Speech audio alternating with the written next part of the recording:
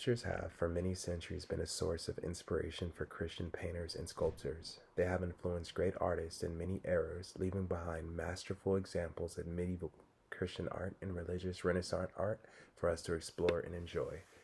The arts have always been integral to religion. Sacred pictures, sacred symbols, sacred dances, chants, hymns, and tunes have been used in rituals and places of worship and as aids to prayer and meditation in every religion. Judging by this alone, the art seems to be a natural vehicle for expressing or connecting with the transcendent. The goal for many artists were to develop art which expressed a reality beyond the material, a consciousness like that of a medieval state in which ordinary reality is transcended. While visiting the Getty, I stumbled upon and immediately became captivated by an exhibition by artist William Blake. This exhibition, I felt, profoundly expressed the idea of a reality beyond the material. The painting that I found most astonishing in this exhibit was Satan exalting over Eve. As I began to wander around the museum and search for a piece that spoke to me in a way that no other could, a piece that would speak to my soul, I found myself enchanted and drawn in instantaneously by James Inros, Christ's Entry into the Brussels. We can begin observing and critiquing the work of both Blake and Ensar. We will first take a glimpse into the lives of both artists, beginning with William Blake, the visionary. William Blake was born on November 28, 1757. Unlike many well-known writers of his day, Blake was born into a family of moderate means. His father, James, was a hosier, and the family lived at 28 Broad Street in London, the Soho district, in an unpretentious but respectable neighborhood. In the late 19th century, Britain was taken by Romanticism as it swept away all the rules established by classism. The new spirit of Romanticism called for artists like Blake to follow their own creative vision.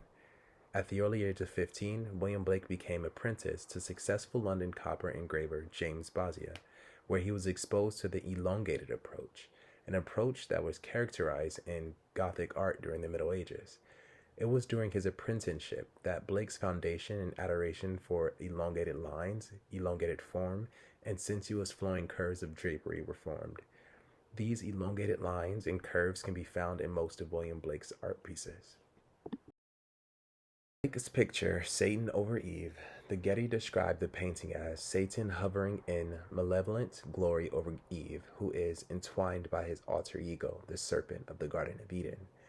Satan's evil nature may be seen to be distilled into the snake. Using color print as well as ink and watercolor on paper mounted on canvas, Blake used the uneven, fibrous, opaque color of the ground under Eve, distinguishing the area as printed, while the even sweeps of the red washes shows the flames behind Satan are mostly watercolor in medium. William Blake often used because he liked transparent quality. The background at the top of the piece is dark, which depicts Satan as being evil. The way Eve is positioned, laying on the ground, seems as if she's motionless and being held hostage as Satan is above her in a dominating manner. As for William Blake's usage of the infamous elongated approach and curves, you can notice them in the background with the flow of the waves. Satan's wings are seen to be elongated, and a depiction of Satan's body and his curves also shows Blake appreciation and obsession of the elongated lines and curves. Forward, our second artist, James Ensor, who painted the stunning picture Christ's Entry into Brussels, was born in Ostend, Belgium, where he was known as a painter, printmaker, and a draftsman. He began his artistic career as a portrait painter, but soon became involved with Avant-Garde Group, which means 20, whose goal was to promote new artistic development throughout Europe. Ensor was an important precursor to the development of Expressionism in the late 19th century. Although James was mostly educated in the style of traditional painting, Ensor developed a revolutionary style that reflected his own take on modern life.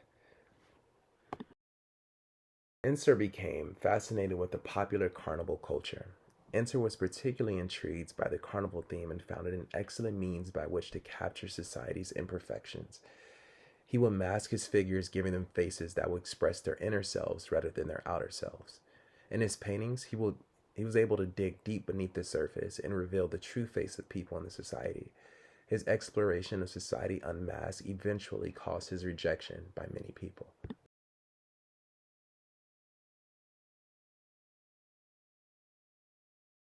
Bourgeoisie, clergy, and the military. Individuals are illustrated in masks emphasizing their superficiality and a carnival like atmosphere, while at the same time a religious serious event is depicted. If you take a look closely, you'll notice that this chaotic spectacle, in the midst of it all, is a figure of Christ. This frenzied crowd takes focus off the figure of Christ, as if he's being ignored, a precarious, isolated visionary amidst the herd-like masses of modern society. Ensor's Christ figure in the painting functions as a political spokesman for the poor and oppressed, a humble leader of the true religion, in opposition to the atheist social reform, Emile Lethier, shown as the bishop holding a drum major's baton and leading the eager, mindless crowd. Artworks depict how art has always been integral to religion and are personal to both artists. These pieces and artists express the true reality of the world beyond what we're able to see at face value.